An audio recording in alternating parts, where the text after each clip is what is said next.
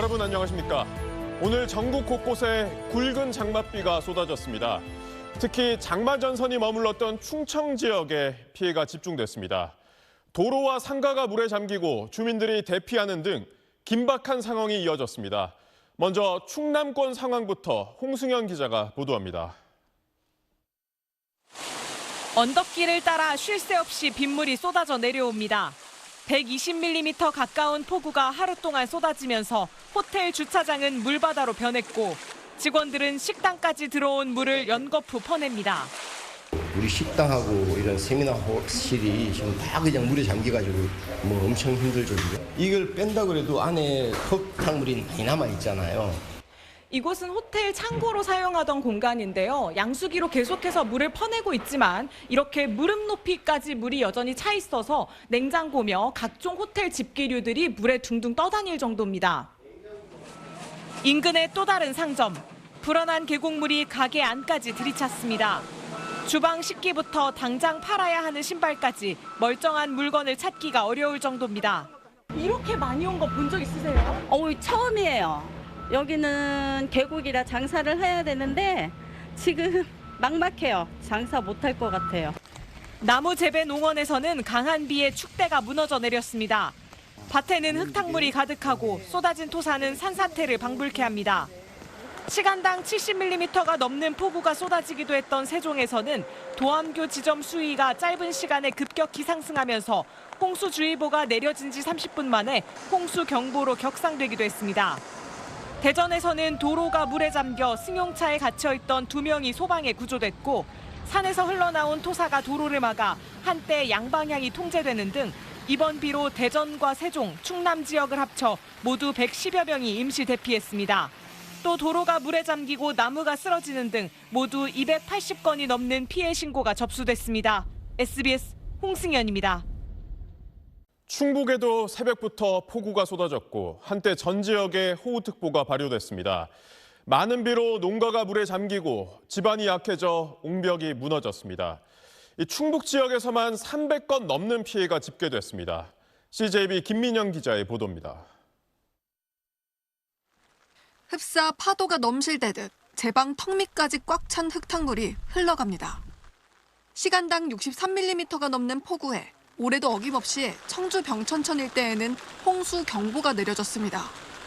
병천천 바로 옆에 있는 미나리 농가는 올해도 수해를 비껴가지 못했습니다. 그러려니 하고 살았는데 이제 힘이 붙여 못하겠어. 이제는 능력이 이렇게 자신이 없어. 헤쳐나갈 자신. 청주에 산사태 경보가 발령되면서 가덕면과 낭성면 등 산골 마을에선 주민들이 서둘러 몸을 피했습니다. 앞에선 하천이 넘치진 않을까, 뒤에선 산사태로 토사가 덮치진 않을까 주민들은 뜬 눈으로 밤을 지샜는데 많이 와가지고 막 조그만한 다리에 물이 찼어. 이 저 질끄러움에 물이 막 올라올 정도요. 걱정이 많이 되지. 그렇게 잠도 못 자고. 끝내 옹벽이 허물어진 곳도 있습니다. 어제 하루 동안 90mm의 많은 비가 내리면서 어제 저녁 8시 30분쯤 돌로 만들어진 옹벽이 무너져 내렸습니다. 바로 옆에는 요양원이 있는데요. 입소자 전원 대피한 상태입니다. 뒤 옹벽이 위에 건물이 무너져 내려가지고 저희 그 요양원 입구까지 돌들이 이렇게 무너져 내려 있는 거예요. 제가 5년 있었는데 재작년에 좀 많이 왔었고 올해 또 재작년보다 올해가 더 많이 내린 것 같아요. 도심 피해도 속출해 청주 모충동 일부 저지대가 물에 잠겼고 무남 생태공원과 서청주 RC 인근에서는 주차된 차량들이 침수 피해를 입었습니다. 장맛비에 도내에서는 300건이 넘는 피해가 발생한 걸로 잠정 집계됐습니다. CJB 김민영입니다. 경북과 전북, 강원 지역에도 비 피해가 잇따랐습니다. 경북 영주에선 70대 노인이 하천 급류에 휩쓸려 실종됐고 전북에선 빗길 교통사고로 부상자가 발생했습니다. 전국에서 열차 운행도 차질을 빚었습니다. 이어서 윤나라 기자입니다. 이틀 동안 최고 170mm가 넘는 비가 내린 경북 문경시. 불어난 하천 옆 도로는 흙탕물에 잠겼고 축구공만한 돌들이 떠내려와 무더기로 쌓여 있습니다. 오전 10시쯤 영주시 남원천에서 산책하던 70대 남성이 급류에 휩쓸려 실종됐습니다. 생활지원사 분하고 잠시 강변에 나오셨다가 실족을 했다고 저희들이 최초의 신고를 받았습니다. 저희 낙동강 합류하는 지점까지는 저희들이 계속 군데군데 필요한 지점까지 이렇게 유설망을 설치를 해서 도로 가장자리에 1톤 트럭이 쓰러져 있고 119 구급대원들이 운전자를 구조하려 안간힘을 씁니다.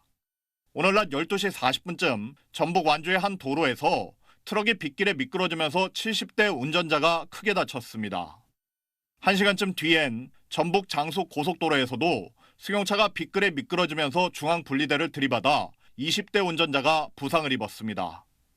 밤사이 최대 168mm의 물폭탄이 쏟아진 강원도에서는 오늘 새벽 3시 정성군 59번 국도에 낙석 20톤이 발생해 한때 도로가 전면 통제됐고 영월군의 한 마을 뒷산에선 토사가 흘러내려와 주민 4명이 대피했습니다. 집중호우로 열차 운행도 차질을 빚었는데 낮까지 KTX 등 고속열차 26대와 일반 열차 32대가 지연 운행됐습니다. KTX는 최대 80분, 일반 열차는 최대 150분까지 늦어진 것으로 파악됐습니다. 이번 비로 오늘 저녁 6시 기준 전국에서 인명피해 1명과 총 256건의 시설 피해가 발생했습니다. 윤호중 행정안전부 장관은 11개 중앙부처와 9개 시도가 참석한 가운데 호우 상황 점검 회의를 열고 위험지역 사전 통제와 주민 선제 대피 등 호우 대응을 강화하라고 지시했습니다. SBS 윤나라입니다. 수도권에도 한때 호우 경보가 내려지는 등 강한 비가 집중됐습니다. 침수주의보가 발령됐던 서울 도림천에 취재기자 나가 있습니다. 정지영 기자, 지금은 비가 조금 잦아들었군요. 네, 이곳 서울 도림천 일대는 오전에 비가 거세게 내렸다가 오후에 그쳤었는데요. 지금 다시 약한 비가 내리고 있습니다. 불어난 하천 수위도 점차 다시 내려가면서 통제됐던 산책로는 현재 개방된 상황입니다. 오늘 오전부터 서울에는 장맛비가 국지성으로 거세게 쏟아졌는데요. 낮 12시 40분쯤 이곳 도림천 주변 신대방역과 신림역, 보라매역 일대에는 올해 첫 침수주의보가 발령됐습니다. 당시 서울 관악구, 은평구, 마포구, 종로구 등 서울 서남 서부권에는 호우경보가 발효된 상태였습니다. 비가 그치고 호우특보도 해제되면서 약 2시간 반 만에 침수주의보도 해제됐고 수도권의 호우특보는 현재 모두 해제된 상태입니다. 다만 밤사이 또 강한 비가 내릴 가능성이 높아 주의가 필요한 상황입니다. 네, 오늘 수도권에서도 비 피해가 잇따랐다고요? 네, 그렇습니다. 짧은 시간 비가 거세게 쏟아지면서 곳곳에서 피해가 잇따랐습니다. 낮 한때 경기 평택시 팽성읍에선 빌라 옹벽이 무너져 5가구 주민 7명이 근처 경로당으로 대피했습니다. 오전에는 경기 시흥시 안영교차로 인근 도로가 침수되면서 운행 중이던 차량 4대가 물에 잠겼습니다. 차량에 타고 있던 4명은 고립돼 있다가 출동한 소방관들에게 구조됐습니다. 화성에선 공장 천장이 무너져 내리는 등 경기 남부에서만 오늘 하루 220건이 넘는 호우 관련 신고가 접수됐습니다. 한강 수위가 올라가면서 서울 여의도에서부터 잠실까지 구간 한강버스 운항도 중단됐는데요. 서울시는 기상 상황 등을 고려해 운항 재개 여부를 결정할 방침입니다. 지금까지 서울 도림천에서 SBS 정지연입니다. 앞서 보신 것처럼 이번 비 피해가 충청 지방에 집중된 건 좁은 지역에 비가 집중되는 장마전선의 특징 때문입니다. 오늘 밤부터 내일 새벽 사이엔 수도권을 중심으로 또 한 번 큰 비가 예보돼 있습니다. 자세한 내용 서동균 기자가 전하겠습니다. 먼저 지난 밤 사이 비구름의 움직임을 볼 수 있는 레이더를 한번 살펴보겠습니다. 폭이 좁고 동서력인 비구름의 형태가 눈에 보이는데요. 이 기다란 비구름이 충청 지역을 중심으로 밤사이 많은 비를 뿌렸습니다. 특히 세종에는 시간당 80mm의 매우 강한 극한 호우가 쏟아졌습니다. 어제부터 오늘 아침까지 천안에는 251mm, 보은 217mm 등 강하고 많은 비가 쏟아졌습니다. 오늘 새벽 대기의 온도와 습도, 즉 공기 덩어리의 성질을 알 수 있는 일기도인데요. 북쪽의 차고 건조한 공기가 남쪽의 따뜻하고 습한 공기와 만나 극한 호우가 쏟아진 건데 그 중심에 충청 지역이 있었습니다. 장마전선은 오늘 밤 수도권까지 올라옵니다. 특히 오늘 밤부터 내일 새벽 사이가 고비입니다. 비구름의 씨앗이 되는 수증기가 유입되기 쉽기 때문인데 낮엔 지표가 가열되면서 생긴 난류로 인해 수증기가 유입되기 힘들지만 밤에는 이런 방해 요소가 사라지기 때문입니다. 이에 따라 수도권을 중심으로 내일 새벽에 시간당 50mm 안팎의 매우 강한 비가 내릴 것으로 예상됩니다. 수도권과 강원엔 최대 200mm 이상 많은 비가 예보돼 안전사고에도 대비해 주셔야겠습니다. 장맛비는 내일 오전까지 이어질 전망입니다. 다음 주 초반까지는 북태평양 고기압이 강하게 자리하면서 정체전선은 한반도 북쪽에 머물겠습니다. 따라서 당분간 정체전선에 의한 장맛비는 좀 소강 상태를 보이겠고요. 비가 그친 뒤엔 전국에 무더위가 찾아왔다가 다음 주 중반 다시 장맛비가 내릴 것으로 보입니다. SBS 서동결입니다. 여고생 살해범 장윤기 관련 보도로 이어갑니다. 현직 경찰 간부인 장윤기의 아버지가 어제 경찰 조사에서 자신이 증거를 인멸한 것에 대해 아버지라서 그랬다는 취지로 진술한 것으로 확인됐습니다. 장윤기 사건의 핵심 증거물을 인멸한 혐의로 구속된 광주 광산서 수사팀장에 대한 경찰 수사도 본격화됐습니다. 보도에 송기준 기자입니다. 경찰은 어제 오후 장윤기 아버지 장모 경감을 참고인 신분으로 불러 7시간 동안 조사했습니다. 경찰은 장 경감을 상대로 아들 집에 있던 리얼돌과 구경 휴대전화 등을 폐기한 이유를 추궁했습니다. 장 경감은 수사팀의 거듭되는 질문에 아버지여서 그랬다는 취지로 진술한 것으로 전해졌습니다. 경찰이 묻는 대부분의 질문에 장 경감은 묵비권을 행사하지 않고 답변한 것으로 알려졌습니다. 경찰은 오늘 장윤기 사건 초동 수사를 담당했던 광주 광산서 소속 수사팀원 2명을 불러 조사했습니다.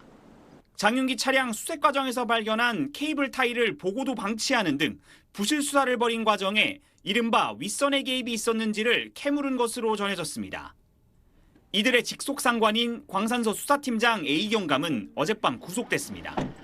증거인멸 혐의로 구속영장이 청구된 A 경감은 장윤기 아버지와 일면식도 없다며 모든 혐의를 부인했지만 법원은 증거인멸과 도주 우려가 있다고 판단했습니다. 경찰은 신병이 확보된 A 경감의 휴대전화를 분석하기 위해 포렌식 절차를 진행했습니다. 경찰은 이 휴대전화에 A 경감이 장윤기 아버지를 돕게 된 이유와 윗선 개입 여부 등에 대한 단서가 있을 것으로 보고 있습니다. UN 경찰청장 회의 참석차 미국 출장 중이던 유재성 경찰청장 직무대행은 일정을 앞당겨 내일 새벽 귀국해 부실수사 의혹 대책 마련을 위한 지휘부 화상회의를 주재합니다. SBS 송규준입니다. 장윤기 사건을 담당했던 경찰 수사팀에 대한 검찰의 수사도 속도가 붙고 있습니다.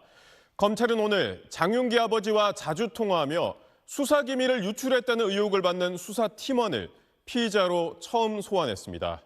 이어서 신용일 기자입니다. 검찰이 오늘 소환 조사한 인물은 광주 광산경찰서 소속 비경사입니다. 여고생 살해 사건 경찰 수사팀원 가운데 첫 피의자 조사로 공무상 비밀 누설 등 혐의가 적용됐습니다. 비경사는 광주 지역 현직 경찰인 장윤기 아버지 장모 경감과 과거 같이 근무한 경력이 있는 걸로 알려졌는데 경찰 수사 유착 의혹의 핵심 인물 가운데 한 명으로 꼽힙니다. 검찰은 앞서 장윤기 사건을 수사하는 과정에서 리얼돌 등 핵심 증거물들을 폐기한 장모 경감이 비경사와 여러 차례 통화한 기록과 일부 녹취 파일을 확보했습니다. 해당 파일엔 비경사가 장 경감에게 선배님이라고 부르며 존칭을 쓰고 장윤기가 경찰 가족이라는 걸 다들 쉬쉬하고 있다, 함구하라고 했다고 장 경감에게 말한 내용도 담긴 걸로 알려졌습니다.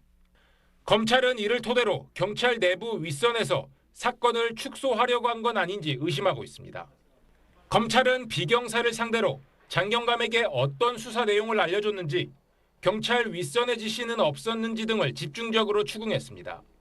검찰은 비경사 외에도 장윤기 사건을 담당했던 다른 수사팀원들을 참고인으로 불러 조사했습니다. 다만 검찰은 경찰이 구속한 A 경감에 대해선 송치가 이뤄진 뒤 본격 조사를 할 방침입니다. SBS 신용일입니다. 민주당이 오늘 검찰의 보안 수사권을 전면 폐지하는 형사소송법 개정안을 발의했습니다. 대신 경찰의 부실 수사를 막기 위해 검찰의 보안 수사 요구권을 강화하는 내용이 담겼습니다. 또 검사가 사건 담당자 교체를 요구할 수 있는 방안도 포함됐습니다. 박재현 기자가 전하겠습니다. 민주당이 발의한 형사소송법 개정안은 검찰 보안 수사권의 전면 폐지를 담고 있습니다.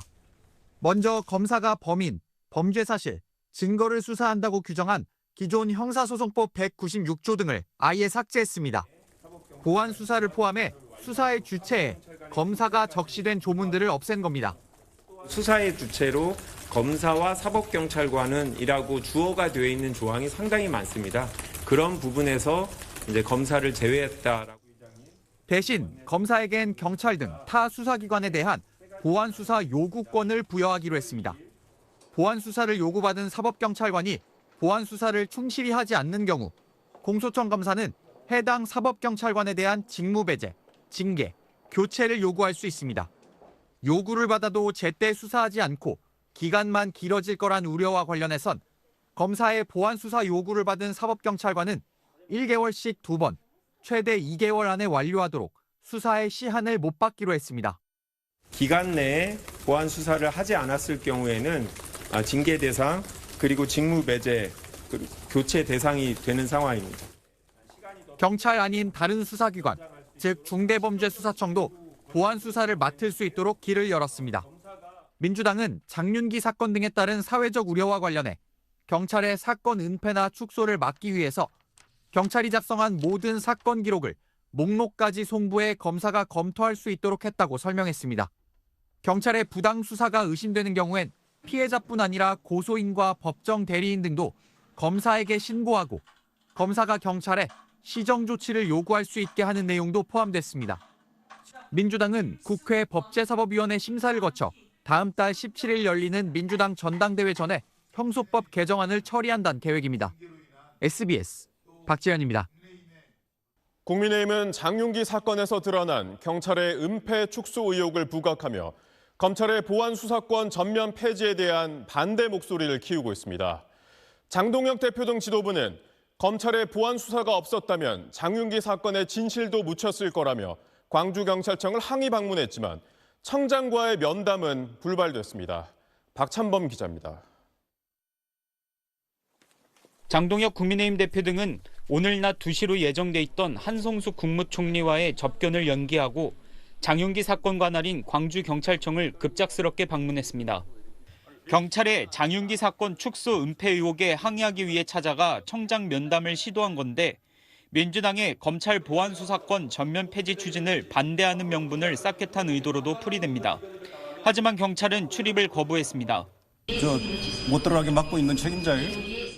광주경찰청장은 자신도 은폐 의혹의 수사 대상이 될 수 있기 때문에 면담이 어렵다는 입장을 국민의힘 측에 전달한 걸로 알려졌습니다. 경찰과 국민의힘 의원들이 30분간 대치했고 결국 면담은 이뤄지지 않았습니다. 장 대표는 경찰의 민낯을 봤다며 검찰의 보안 수사가 없었다면 진실은 묻혔을 것이라고 말했습니다. 이곳에 와서 다시 느낀 것은 경찰이 보안 수사권도 없는 수사권 전부를 가졌을 때 그 피해는 오롯이 국민들께 돌아갈 것이고.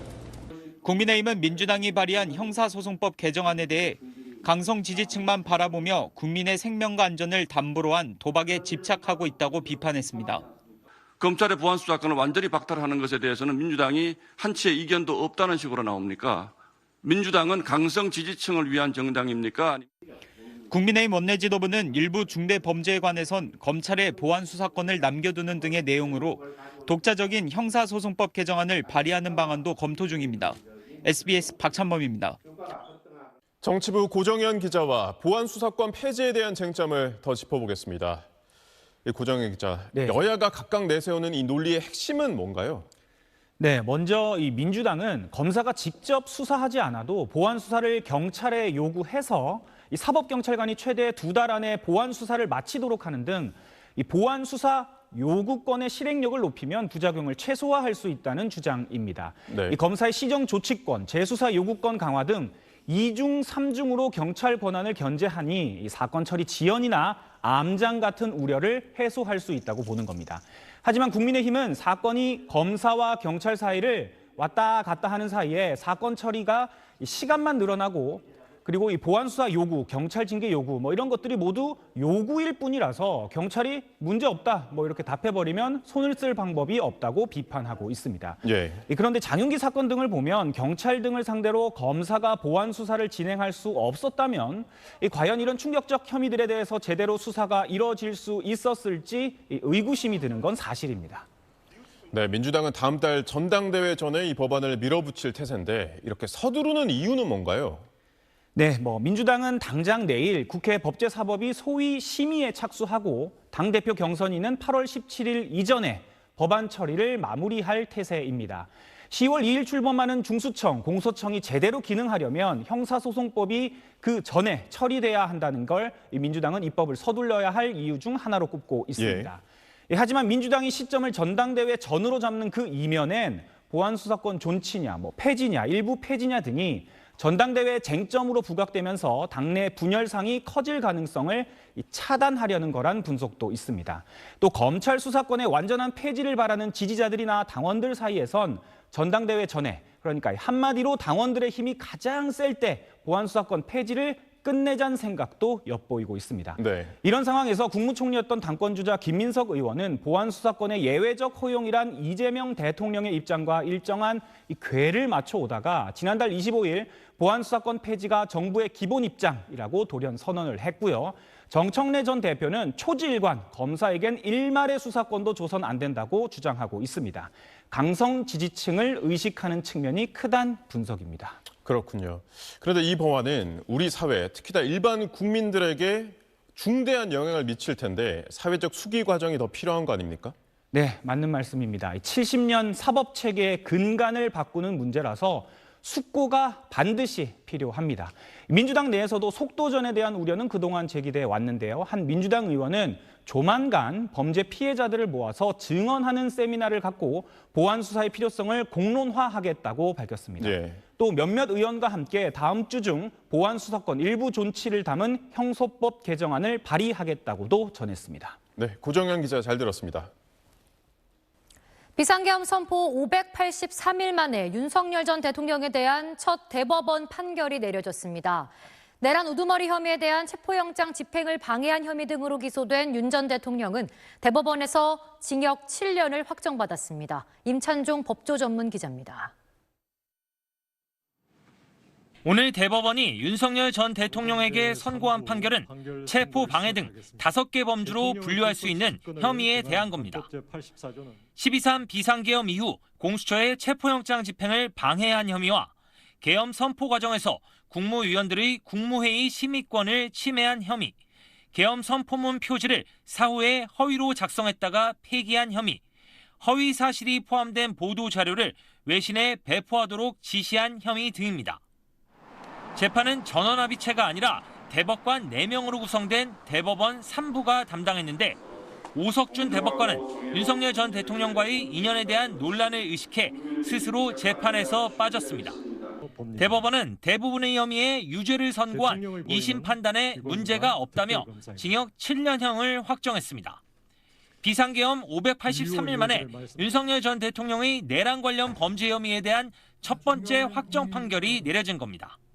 특히 대법원은 공수처의 수사권이 인정되는 이유를 구체적으로 설명해 내란 우두머리 사건 재판에서 윤석열 전 대통령 측이 같은 쟁점에 대해 문제를 제기할 여지도 없앴습니다.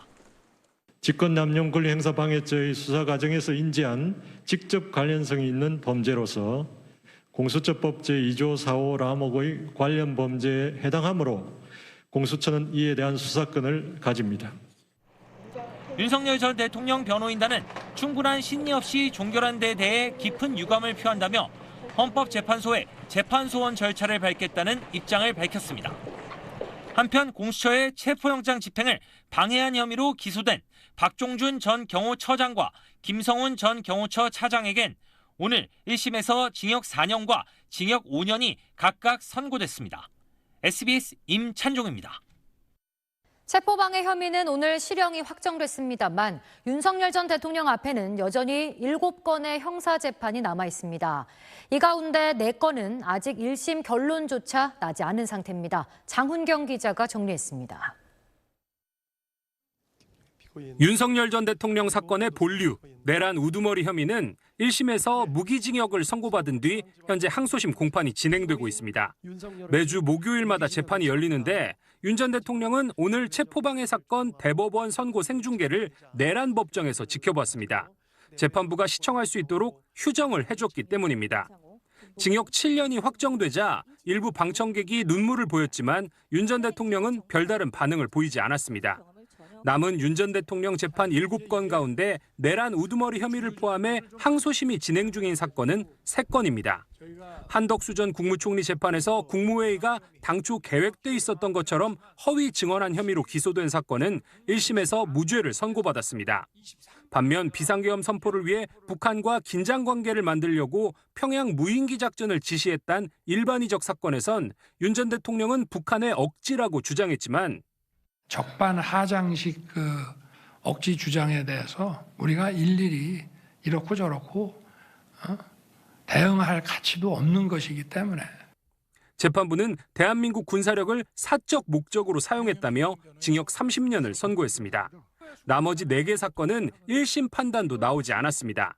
명태균 씨에게 여론조사를 무상으로 받은 정치자금법 위반 혐의와 20대 대선 후보 시절 건진법사와 관련해 허위사실을 공표한 혐의 등 김건희 특검이 기소한 2건과 최상병 수사외압 의혹과 이종섭 전 국방장관 해외 도피 의혹 등 최상병 특검이 기소한 2건입니다.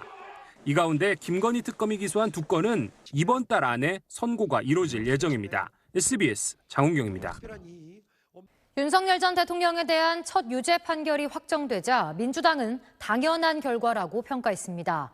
반면 확정 판결 전까지는 단정할 수 없다는 입장을 보여온 국민의힘은 오늘도 입장을 내지 않았습니다. 김보미 기자입니다. 민주당은 체포 방해 혐의 등에 대한 윤석열 전 대통령의 징역 7년 확정 판결에 당연한 귀결이라며 국가 권력을 사유화해 정당한 수사를 가로막은 행위에 대법원이 유죄를 확정했다는 점에서 의미가 크다고 평가했습니다.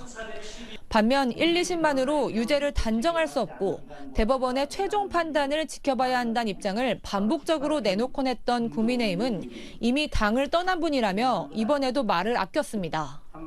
사실 윤석열 대통령 관련해서 입장을 여지껏 내지 않고 있었어가지고요. 지난해 1월 공수처가 윤 전 대통령에 대한 체포영장 집행에 나섰을 때 국민의힘 의원 30여 명은 한남동 관저 앞에 모여서 공수처의 영장 집행이 위법이라고 주장했습니다. 불법 영장에 불법 체포, 군사보호시설에 임의로 침범하는 매우 나쁜 선례를 반복해서 남겼습니다. 체포 방해 혐의로 이들 의원들에 대해 수사를 벌여온 내란특검은 지난해 12월 각하 처분을 내렸는데 2차 종합특검은 공무집행 방해 행위가 있었다며 권영진, 김기현, 나경원, 윤상현 등 의원 4명을 입건했습니다. 이들 의원들은 정치 탄압 수사라면서 법 왜곡죄로 맞고소하겠다고 반발해왔습니다. 어떠한 폭력도 없이 수사권을 적법한 경찰에 넘기라며 비폭력 무저항으로 맞선 것이 전부입니다. 한남동 관저 앞을 지켰던 국민의힘 의원들은 윤 전 대통령에 대한 첫 대법원 선고에 대해 오늘 별다른 입장을 내놓지 않았습니다. SBS 김봄입니다. 북중미 월드컵 후폭풍이 이어지는 가운데 국회가 한국 축구 실태를 따지기 위해 오는 22일 청문회를 열기로 했습니다. 정몽규 전 축구협회장과 홍명보 전 감독 등을 증인으로 채택했는데 현재 미국에 머물고 있는 홍 전 감독은 어떤 질문도 피하지 않겠다며 출석하겠다는 뜻을 밝혔습니다. 평광현 기자가 보도합니다. 여당 주도로 열린 전체 회의에서 국회 문화체육관광위원들은 한국 축구 운영 전반에 문제를 일으킨 당사자들의 태도부터 꼬집었습니다. 정몽규 전 회장, 홍명보 전 감독, 이임생 전 이사 등 사건의 핵심 당사자들이 줄줄이 사임하고 외국으로 도피하는 등의 그러면서 오는 22일 축구협회에 대한 청문회를 열기로 의견을 모았습니다. 7월 22일 수요일 오전 10시에 청문회를 개최하고자 하는 것으로 이의 없으십니까? 네, 가결되었음을 선포합니다. 정몽규 전 회장과 홍명보 전 감독, 이임생 전 기술총괄 이사 등 13명이 청문회 증인으로 채택됐습니다. 귀국 이틀 만에 미국 LA로 떠났던 홍명보 전 감독은 입장문을 내고 출석 의지를 밝혔습니다. 홍 전 감독은 국민께 실망과 상처를 드려 죄송하다면서 청문회에서 어떠한 질문도 피하지 않겠다고 강조했습니다. 자신이 출국한 이유는 신변이 불안해진 가족들을 지키기 위한 거라며 도피설도 일축했습니다. 축구협회는 증인으로 채택된 현직 집행부도 모두 출석할 예정이라고 밝혔습니다. 박지성 K축구혁신위원장과 박주호 전 전력강화위원 등 10명이 참고인으로 채택됐는데 대표팀 주장 손흥민 선수와 황희찬 선수도 참고인 명단에 이름을 올렸습니다. 소속팀 일정 때문에 참석이 불가능한 해외파 현역 선수들을 참고인으로 채택한 것에 대해 실체 밝히기보다 고성과 면박 주기가 난무했던 과거 스포츠 관련 청문회 사례가 반복될 거란 우려도 커지고 있습니다. SBS 편광현입니다. 어젯밤 서울 은평구의 한 빌라에서 불이 나 초등학생 남매가 숨졌습니다. 집에 아이들만 있던 상황에서 일어난 일이었습니다. 보도에 김규리 기자입니다. 주택 창문 너머로 내부가 온통 새빨갛게 보입니다. 좁은 골목 사이로 소방차가 잇따라 출동하고 소방호스를 들고 안으로 진입한 소방관들은 물을 뿌리면서 내부를 수색합니다. 어젯밤 11시쯤 서울 은평구 가련동 3층짜리 빌라에서 불이 났습니다. 건물 3층에서 시작된 불은 순식간에 번졌고 열기에 깨진 창문은 이렇게 떨어져 있습니다. 빨갛게 올라오더니 연기가 까맣게 올라가더라고요. 저는 이제 가스가 터진 줄 알았어요. 처음에. 왜냐면 콩 소리가 나길래. 불이 날 당시 집안에 있던 초등학생 2학년 오빠와 1학년 여동생이 숨졌습니다. 아버지하고 이렇게 차에서 내리면은 인사하고 명랑했어요, 애들이. 보호자인 아버지가 외출한 상태였던 걸로 파악됐는데 아이들만 집에 있는 상황에서 불이 나 인명피해가 발생하는 안타까운 사고가 반복되고 있습니다. 지난해 7월엔 부산 기장군의 한 아파트에서도 8살, 6살 자매가 숨졌고 같은 해 6월엔 부산 진구의 한 아파트에서 10살, 7살 자매가 목숨을 잃었습니다. 어제 숨진 남매의 할아버지는 SBS 취재진에 손주가 이번 달 생일이라 더 참담하다며 같이 슬퍼해줬으면 좋겠다고 말했습니다. 이번 화재로 이웃 주민 2명도 연기를 들이마셔 병원 치료를 받았습니다. 경찰과 소방은 전기적 요인으로 거실에서 불이 시작된 걸로 보고 오늘 실시한 합동감식 결과를 토대로 정확한 화재 원인을 조사하고 있습니다. SBS 김규리입니다. 경기 구리시에서 10대 중학생이 아무런 관계가 없는 40대 여성에게 다짜고짜 흉기를 휘둘렀습니다. 미리 범행 도구를 준비한 이 중학생은 만 14세 미만 촉법 소년이었습니다. 임지연 기자가 단독 취재했습니다. 경기 구리의 한 아파트 단지. 어제 저녁 8시쯤 10대 남학생 한 명이 흉기를 휘두른다는 112 신고가 접수됐습니다. 소방과 경찰이 현장에 도착했을 때 40대 여성 A씨는 이미 어깨 부위를 다친 상태였습니다. 경찰차가 들어오더라고요. 두 대가 바로 일로 들어왔어, 일로. 느닷없이 그랬다는 것 같은데 아주머니가 막 울고 그러던데 빨갛게 됐더라고요. 여기가. 흉기 난동을 부린 중학생 B군은 해당 아파트 주민도 인근 학교에 다니는 것도 아닌 걸로 조사됐습니다. B군은 A씨에게 흉기를 휘두른 직후 본인 가방에 흉기를 다시 집어넣은 걸로 알려졌습니다. 성공했다는 의미인지 아니면 자기가 슬슬 정신 차렸는지 더 이상 행동하지 않고 가방에 칼을 넣었대요. A씨는 B군이 휘두른 흉기에 부상을 입었고 인근 주민들의 도움을 받아 B군을 제압한 걸로 알려졌습니다. 뒷사람이 제압을 한 거죠. 이랬대 여기서 더 하면 더 진짜 큰일 난다. 주민들은 A씨가 도움을 요청하자 급히 달려와 경찰이 올 때까지 B군을 붙잡고 있었습니다. A씨는 병원에서 치료를 받았는데 생명엔 지장이 없는 걸로 파악됐습니다. 경찰 조사 결과 살인미수 혐의 현행범으로 체포한 B군은 14세 미만 촉법 소년이며 흉기는 집에서 준비해 가져온 걸로 드러났습니다. 경찰은 정신적인 문제가 있는 걸 파악해 B군을 응급 입원 조치했으며 안정되는 대로 범행 동기 등을 조사할 방침이라고 밝혔습니다. SBS 임지연입니다. 지역의 응급실 생활을 도맡아 오던 전북대병원의 한 교수가 최근 사직 의사를 밝힌 가운데 전주에서 갓 태어난 아기가 제때 치료받지 못해 숨졌다는 소식 전해드렸습니다. 아기가 태어난 그날 밤 상황을 취재해보니 단순히 안타까운 사건으로만 넘기기 어려운 구조적 문제들이 확인됐습니다. 한성희 기자가 전하겠습니다. 전북대병원에서 신생아 중환자실을 홀로 책임지다시피 해온 김모 교수. 주 90시간 근무, 최장 50시간 연속 당직을 서는 등 경무에 시달려오다 자신이 버티면 시스템이 더 무너질 것 같다며 지난달 28일 사직을 선언했습니다. 아기가 태어난 전주에는 김 교수가 근무해온 전북대병원 그리고 예수병원 두 곳에 신생아 중환자실이 있습니다.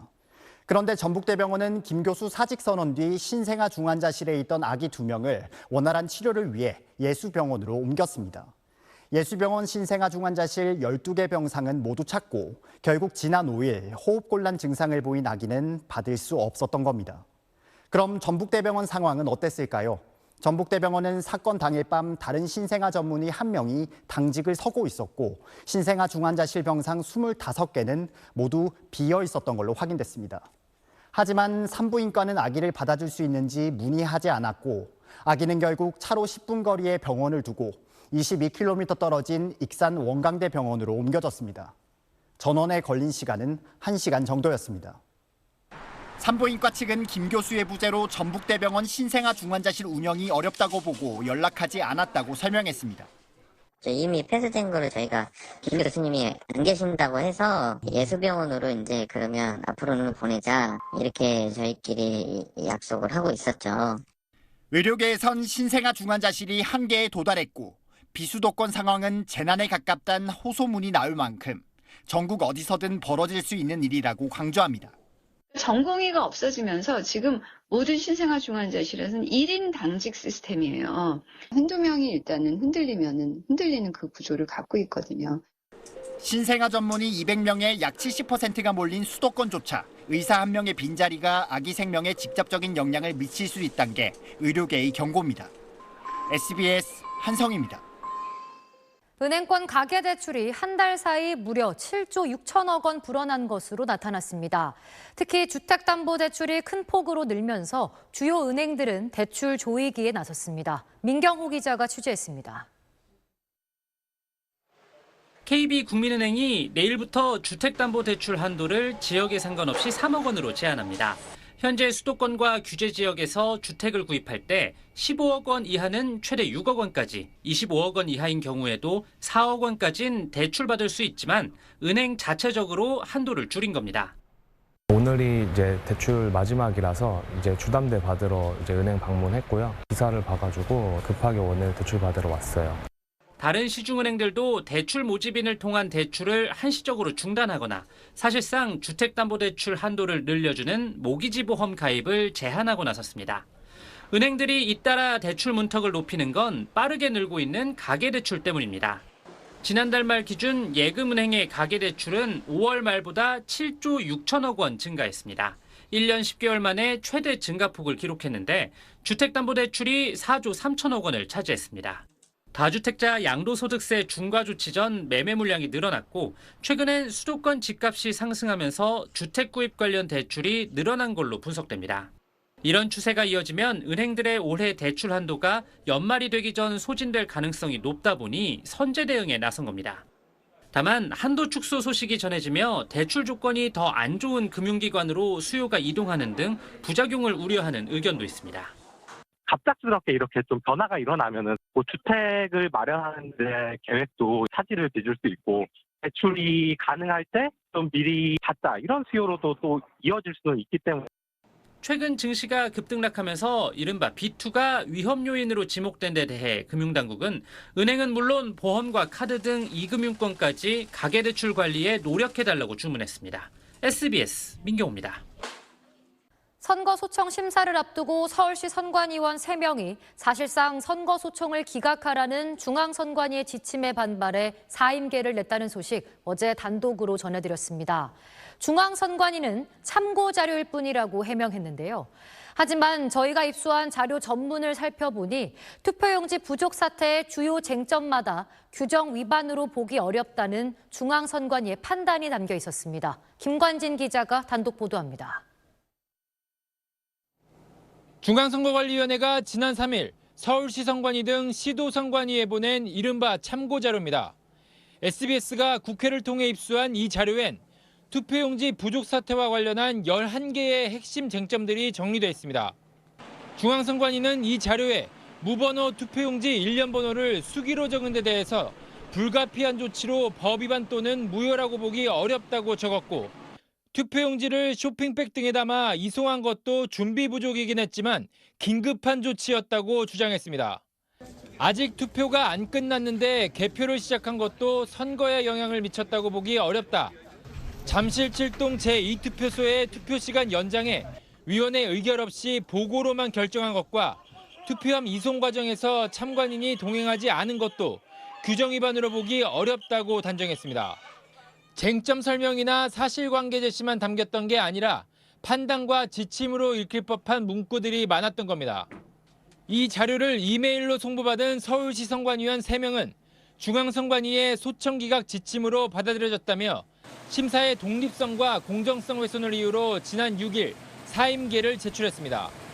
법률가 출신인 이들은 민주당과 국민의힘이 각각 추천한 2명과 선관위가 자체 위촉한 위원 1명입니다. SBS 김관진입니다. 미국과 이란이 호르무즈 해협을 놓고 이틀째 무력 충돌을 벌였습니다. 긴장이 고조되면서 트럼프 대통령은 신변 안전을 위해 전용기까지 바꿔 탔고 이란 내에선 협상을 깨야 한다는 강경파 목소리가 커지고 있습니다. 박원경 기자입니다. 튀르키예에서 나토 정상회의를 마친 트럼프 대통령이 영국 공군기지에 들러 타고 온 구형 전용기에서 내려 대기 중이던 신형 전용기로 갈아타고 미국으로 향합니다. 이란과의 무력 충돌이 재개되자 보안상의 이유로 비밀 경호국이 전용기를 바꿔 탈 것을 요청한 건데 트럼프는 이란이 자신의 목숨을 노리고 있다고 주장했습니다. I may be gone too, because I'm their number one target. It's out all over the place. I'm their number one because they're scum. 미국은 이란의 미사일과 드론 저장고 등 90개 목표물을 이틀 연속 타격해 14명이 숨지고 78명이 다친 걸로 알려졌습니다. 특히 하메네이의 안장식이 열리는 마슈아디엔 철도 교량이 피격돼 철도 운행이 전면 중단됐습니다. 하메네이 장례 일정을 존중해 협상을 중단하기로 합의했는데도 이란이 호르무즈 해협의 상선을 공격하자 트럼프와 격분해 공습을 지시했다는 보도도 나왔습니다. 이란도 미군 기지가 있는 바레인과 쿠웨이트, 카타르 등을 겨냥해 이틀째 보복 공습에 나섰습니다. 내부에선 미국과의 협상을 깨자는 강경론이 커지고 있습니다. توافق ماییم و اونه که باید دنبال ما بدوه و اون الان محتاج ماه. اینطوری نیستش که الان ما 지난 6일 하메네이 장례 행사 때는 협상파인 페제시키안 대통령과 아라그치 외무장관이 군중의 위협을 당하거나 돌팔매를 맞기도 했습니다. 이란 국영TV는 지난 2월 전쟁 첫날 폭사한 하메네이 집무실 영상을 공개하며 반미 감정을 자극하고 나섰습니다. 미 백악관도 이란과의 이번 군사적 긴장이 한 달 이상 지속될 가능성을 염두에 둔 걸로 알려지면서 양국의 후속 종전 협상은 당분간 열리기 어려울 것으로 보입니다. SBS 박원경입니다. 인공지능 기술이 확산하면서 일자리나 채용 기준도 빠르게 바뀌고 있는데요. 그래서 정부가 인공지능으로 인한 고용시장 변화를 실시간으로 모니터링하고 이에 대응하기 위한 첫 고용 안정 대책을 내놓았습니다. 이성훈 기자의 보도입니다. 취업 준비생들이 AI 교육에 한창입니다. 채용 과정에서 AI 활용 능력이 중요해지면서 취업 공식도 바뀌고 있습니다. 많은 채용 공고들에서 AI 활용 역량이 있는 인재들을 채용하기를 원해서 기업에 맞는 인재가 되고자 신청을 하게 되었습니다. AI가 대체할 수 있는 업무 범위가 넓어지고 기업이 원하는 인재상도 빠르게 변화하면서 막막하다는 청년들도 적지 않습니다. 스펙 같은 거를 계속 쌓으려고 노력을 하는데 정작 기업에서는 원하는 인재가 없다라고 말씀하시니 그럼 대체 학생들 입장에서 무엇을 해야 될까? AI의 영향으로 2030년까지 전 세계에서 9,200만 개의 일자리가 사라지고 1억 7천만 개의 새로운 일자리가 생겨날 거란 전망도 있습니다. 일자리의 종류와 양 모두 큰 폭의 변화가 예상되면서 정부가 처음으로 산업전환 고용안전 기본계획을 내놨습니다. AI가 어떤 직업에 얼마나 영향을 미칠지 분석하는 한국형 AI 노출지수를 개발하고 한국형 카나리아 대시보드를 구축하기로 했습니다. 탄광에서 유독가스를 먼저 감지했던 카나리아의 이름을 딴 것으로 AI로 인한 일자리 변화를 산업과 연령별로 실시간 분석해 고용 충격을 경고하는 역할을 합니다. AI 직업훈련도 2030년까지 100만 명 이상에게 제공하기로 했습니다. 석탄 발전과 철강 등 탄소 배출이 많은 업종의 친환경 전환 과정에서 고용 충격이 집중되는 지역은 특별지구로 지정해 지원합니다. 고용 충격을 최소화하고 새로운 일자리 기회를 살리기 위해서 정부가 처음으로 마련하는 기본 계획입니다. 향후 업종별, 분야별 후속 대책의 출발점이 될 것입니다. 중장기적으로는 일자리 전환 과정에서 불가피하게 생기는 소득 공백과 임금 하락분에 대한 보전도 논의한다는 방침입니다. SBS 이성훈입니다. 나토 정상회의를 마친 이재명 대통령이 다음 순방지인 몽골을 국빈 방문했습니다. 양국 정상은 한국과 몽골 관계의 황금 시대를 열겠다고 선언하며 히토류를 비롯한 공급망 협력과 한반도 평화를 위한 공조를 강조했습니다. 울란바타르에서 강민우 기자입니다. 몽골의 광화문 광장격인 수우바타르 광장에 태극기가 내걸린 가운데 애국가와 예포 21발이 울려 퍼집니다.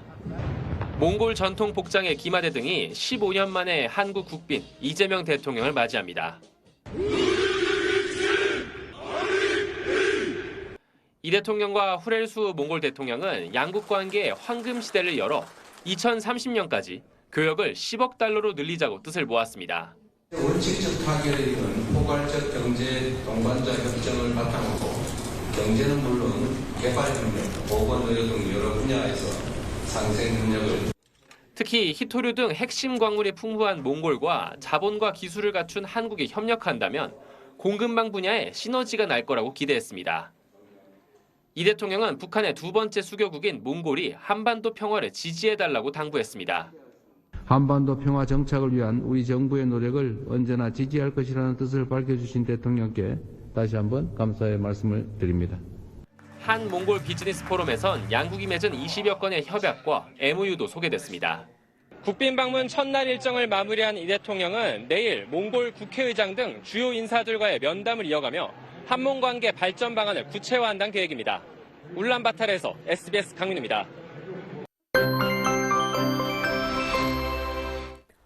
낮까지 중부지방에는 호우특보 수준의 많은 비가 내리다 오후부터는 비가 소강 상태를 보이고 있습니다. 다만 오늘 밤부터는 다시 빗줄기가 강해지겠고요. 수도권과 영서를 중심으로 내일 아침까지 강한 비가 한 차례 더 집중되겠습니다. 자세한 예상 강수량 보겠습니다. 경기 북부와 강원 중북부 내륙에 많게는 200mm 이상, 서울 등 그 밖의 수도권과 강원도에 최고 80mm의 비가 더 내리겠고요. 특히 내일 새벽까지 경기와 강원 북부에는 시간당 최대 50mm로 매우 강한 비가 예상되고 서울 등 그 밖의 수도권과 강원도도 내일 아침까지는 장대비가 쏟아지는 곳이 있겠습니다. 남부지방의 비는 오늘 밤에 대부분 그치겠고요. 중부지방도 내일 오전에는 대부분 그치겠습니다. 다만 비가 그치면 다시 더위가 곧장 고개를 들겠습니다. 지금은 영남 지역 중심으로만 폭염주의보가 발효 중인데 내일은 차츰 전국으로 특보가 확대될 전망입니다. 내일 오후에도 일부 중부지방과 전북에는 소나기 오는 곳이 있겠습니다. 오늘 밤 전주와 광주, 제주에서는 열대야가 예상되고요. 내일 낮 기온은 서울이 29도, 대구가 33도 예상되고 습도가 높아서 후텁지근하겠습니다. 서울도 내일 밤에 올여름 처음으로 열대야가 나타날 가능성이 있습니다. 또 다음 주 초까지는 장맛비가 소강 상태를 보이면서 밤낮으로 무덥겠습니다. 네, 좋습니다. 8시 뉴스 마칩니다. 시청해주신 여러분 고맙습니다.